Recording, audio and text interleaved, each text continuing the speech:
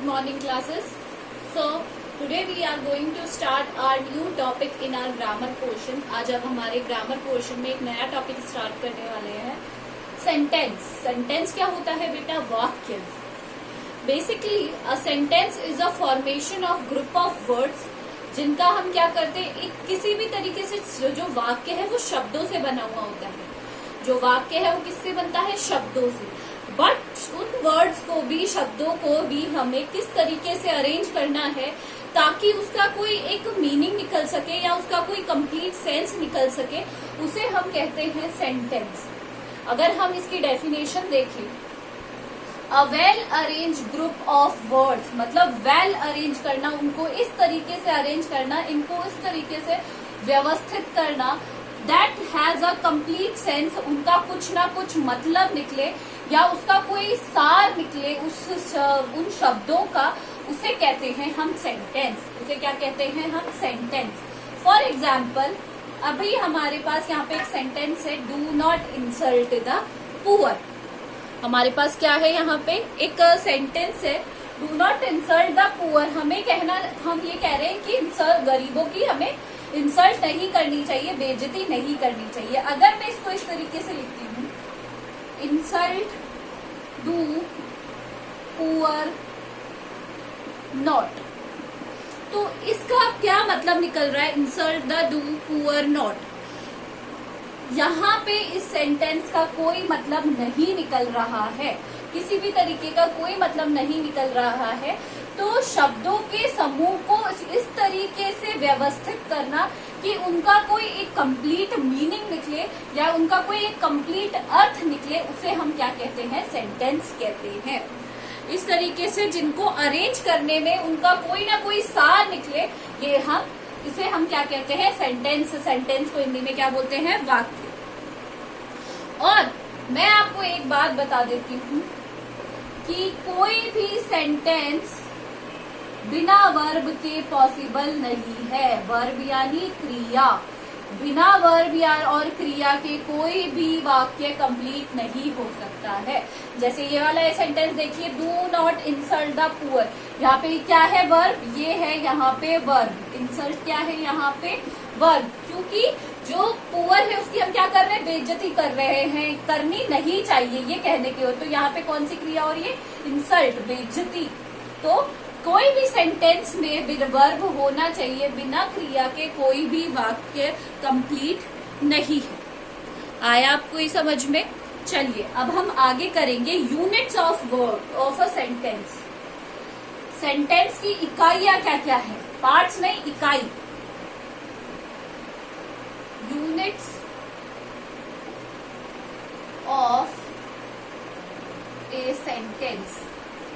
सबसे पहले जो सेंटेंस की इकाई आती है, सबसे पहले अगर हम बात करें सेंटेंस की इकाई के बारे में,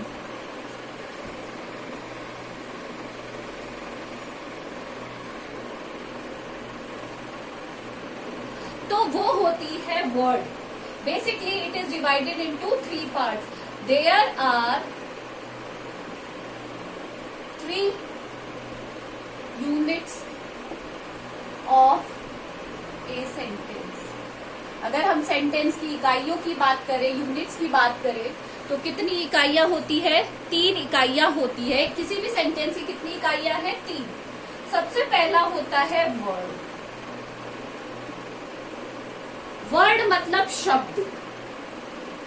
अल्फाबेट्स, जैसे आपको पता है कितने सारे हमारे यहाँ पे अल्फाबेट्स हैं, उनको इस तरीके से अरेंज करना ताकि उनकी कोई आइडेंटिटी निकल सके, कुछ ना कुछ उनका मतलब निकल सके. जैसे सेंटेंस का क्या निकलना चाहिए? मतलब निकलना चाहिए. उसे ही अल्फाबेट को इस तरीके से अरेंज करना कि उनका कोई मतलब नहीं निकल सके. For example, girl.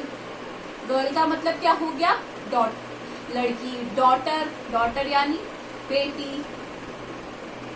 बॉय है ना. चेयर. इन सब अल्फाबेट्स को हमने क्या किया? इस तरीके से अरेंज किया है कि इनका कुछ ना कुछ इसमें क्या निकल रहा है? अर्थ निकल रहा है, मतलब मीनिंग निकल रहा है. तो इनकी अपनी अपनी ही क्या है? आइडेंटिटी है पार्ट्स ऑफ स्पीच में. एवरी वर्ड किसी भी शब्द की अगर हम बात करें तो उसकी एक अपनी आइडेंटिटी है, अपनी अलग से क्या है, पहचान है। It has different function, different sentences. अगर जो कोई भी वर्ड हो उसके बहुत सारे मीनिंग भी हो सकते हैं। जैसे अगर हम बात करें किसी भी शब्द, कोई भी बात करें, अगर फेयर है तो फेयर का मतलब क्या होता है, अच्छा भी होता है फेयर यानी, और फेयर का मतलब मेला भी होता है। तो इस तरीके से कई शब्द ऐसे हैं जिनका मतलब कुछ और होता है, मतलब कुछ और अलग अलग तरीकों से भी निकलता है। दूसरा आता है हमारे पास क्लॉज। क्या है ये? क्लॉज। क्लॉज किसी भी सेंटेंस में पार्शियल मीनिंग को एक्सप्रेस करता है। किसको मीनिंग को एक्सप्रेस करता है? पार्शियल मीनिंग को। पहले मैं आपको एग्जांपल के तौर पे समझाती हूँ। I don't know where he will go.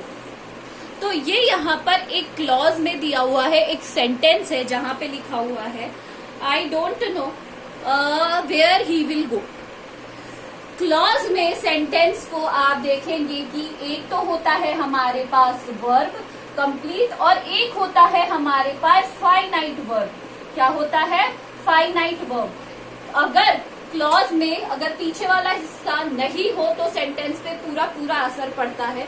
I don't no, I don't no क्या, अगर मैं इस सेंटेंस को हटा देती हूँ वेयर ही विल गो, तो आई डोंट नो क्या, मुझे भी नहीं पता क्या, कैसे, क्या, कहाँ पे कुछ हुआ है, किसी ने कुछ कहा है क्या। बट अगर ये है तो वेयर ही विल गो, तो इससे हमारे पूरे सेंटेंस का क्या निकल रहा है? कंप्लीट सेंस निकल रहा है।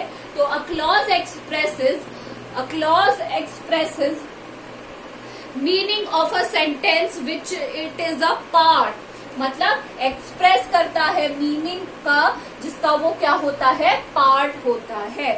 आया समझ में आपको?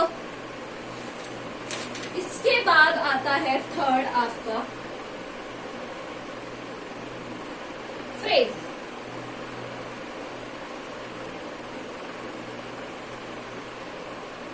फ्रेज वो ग्रुप ऑफ वर्ड्स है जो कि एक्सप्रेस करता है पार्शियल मीनिंग। पार्शियल का मतलब होता है आधी अधूरी मीनिंग।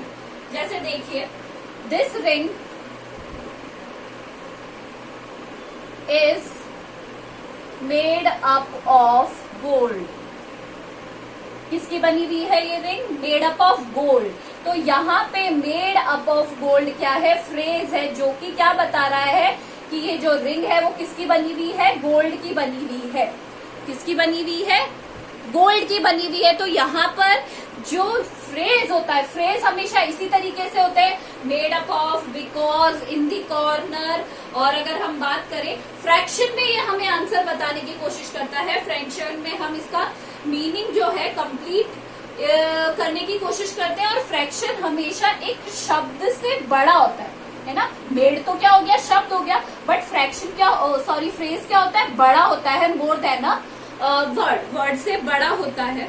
और इनकी मीनिंग क्या होती है? पार्शियल मीनिंग को ये हमें बताता है। किसकी मीनिंग को बताता है? Partial meaning. Got it? तो ये हो गए हमारे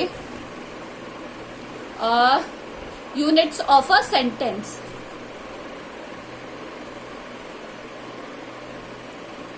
So these are the units of a sentence. Now we will move to parts of a sentence. Parts of a sentence. Sentence is basically divided into two parts. First one is your subject and second is your predicate. Subject and predicate. ये आपने अपनी पुरानी जो previous classes है उसमें सबने पढ़ा है कि subject क्या होता है? A noun or a pronoun that relates and state an action. जो विषय होता है, जो कार्य कर रहा होता है, वो क्या होता है? सब्जेक्ट होता है जिसके द्वारा कार्य किया जाता है। And the predicate is the other parts of the sentence which tells us about, जो हमें किसके बारे में बताता है? सब्जेक्ट के बारे में बताता है, उसे हम कहते हैं predicate. For example, Socrates was a great philosopher. Socrates क्या थे? एक बहुत ही ज्यादा ग्रेट फिलोसोफर थे।